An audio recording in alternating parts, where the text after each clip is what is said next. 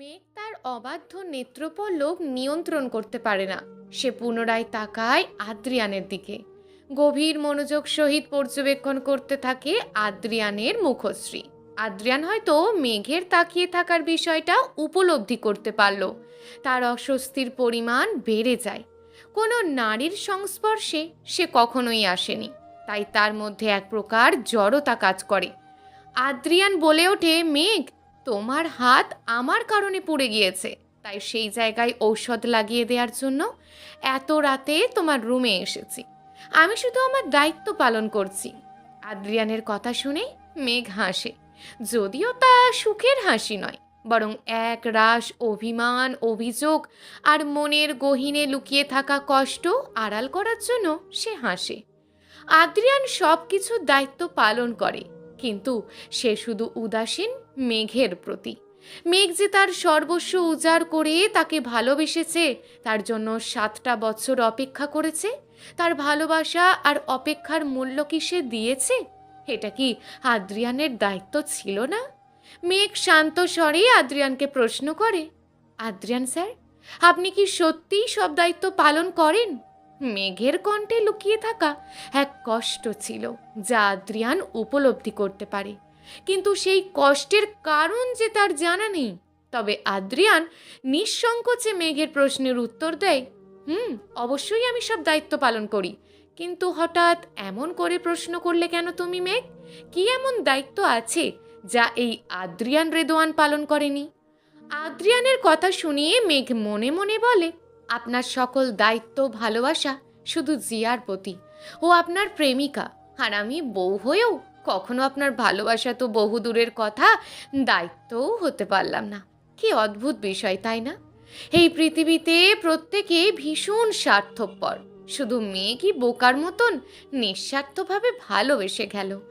যে ভালোবাসার নেই কোনো পূর্ণতা, শুধু আছে অপেক্ষা আর যন্ত্রণা। মেঘের আনমনে ভাবনার মাঝে হঠাৎ আদ্রিয়ান তার হাত ছেড়ে দেয়।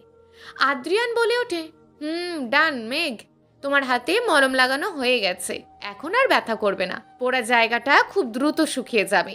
মেঘ তার হাতের কবজির কাছে পোড়া জায়গাটা দেখে, এরপর আদ্রিয়ানকে বলে, আপনার দায়িত্ব শেষ আদ্রিয়ান স্যার।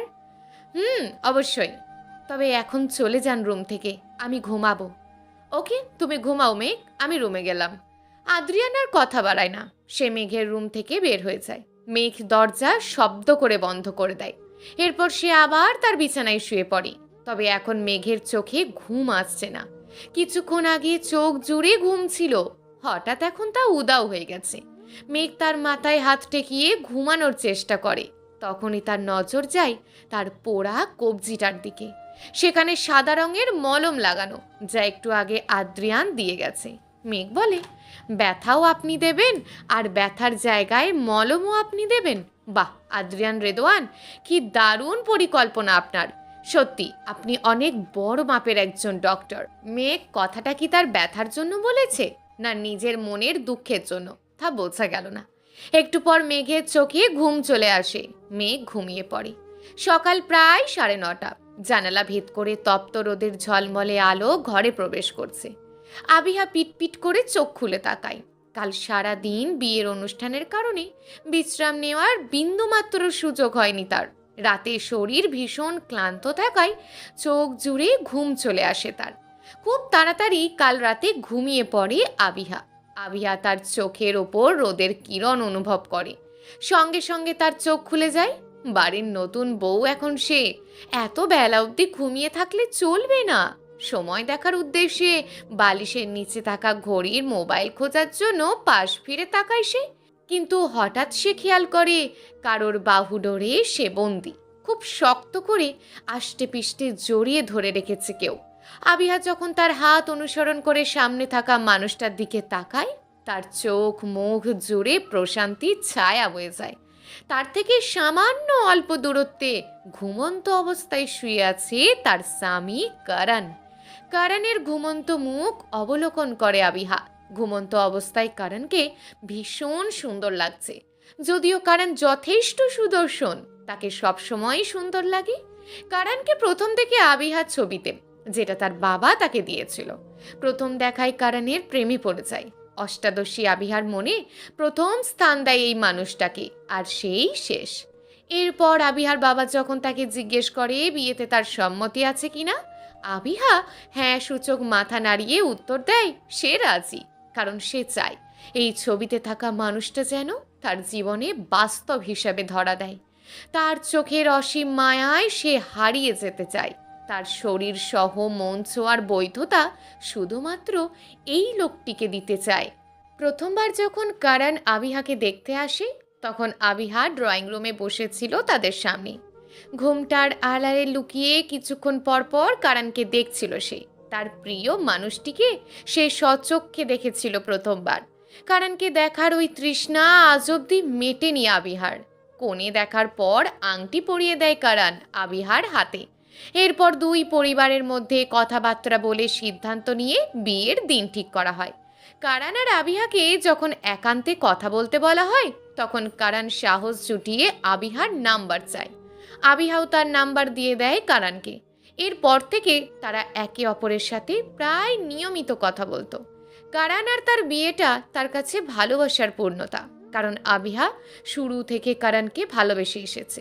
আবিহা অতীতের ঘটনার কথা মনে করে আর কারণের ঘুমন্ত মুখশ্রীর দিকে তাকিয়ে থাকে।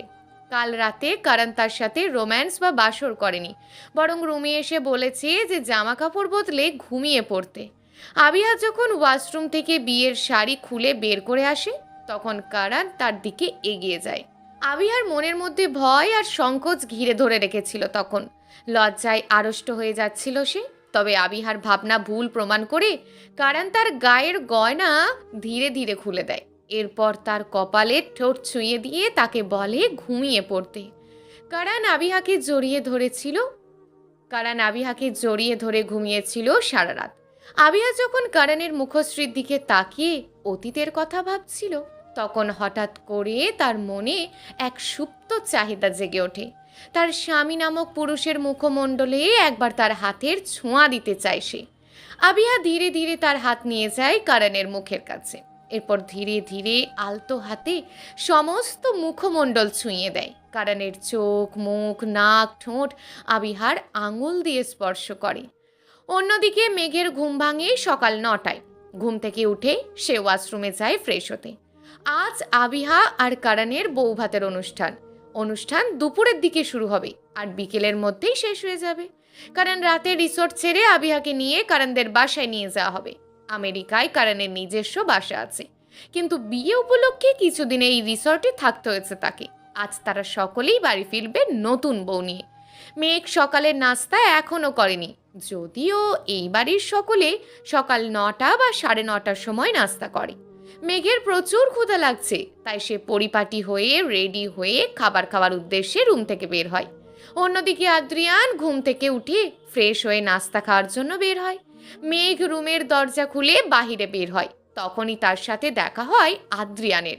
মেঘ একটু থমকে যায়। আদ্রিয়ানও মেঘকে দেখে দাঁড়িয়ে যায়। তবে মেঘ কিছু না বলে পাশ কাটিয়ে যখন চলে যাবে, তখন আদ্রিয়ান বলে ওঠে, মেঘ, তোমার হাতের ক্ষতর কি অবস্থা? পোড়া জায়গাটা কি শুকিয়ে গেছে? মেঘ আদ্রিয়ানের দিকে ফিরে তাকায় না। সে অন্য পাশ থেকে বলে ওঠে, পোড়া জায়গাটা কিছুটা শুকিয়ে গেছে।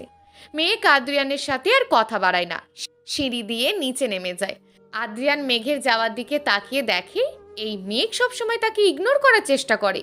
মনে হয় তার থেকে দূরত্ব বজায় রাখতে পারলে মেঘ খুশি হয়। কিন্তু কেন? আদ্রিয়ান তো মেঘের সাথে খারাপ কোনো ব্যবহার করেনি। তবুও মেঘের এত তার থেকে দূরে যাওয়ার তাড়া কেন? চলবে গল্প তোমার নামে নীলছে তারা, লেখিকা হিয়া। প্রিয় দর্শক বন্ধুরা, এই গল্পটি চলমান এবং এখনো বেশ কয়েকটি পর্ব দেয়া হবে। পরবর্তী পর্বগুলো নিয়মিত পেতে আমাদের চ্যানেলটিকে অবশ্যই সাবস্ক্রাইব করে রাখবেন। দেখা হবে পরবর্তী ভিডিওতে। ততক্ষণ ভালো থাকুন, সুস্থ থাকুন, নিজের পরিবারের খেয়াল রাখুন। ধন্যবাদ।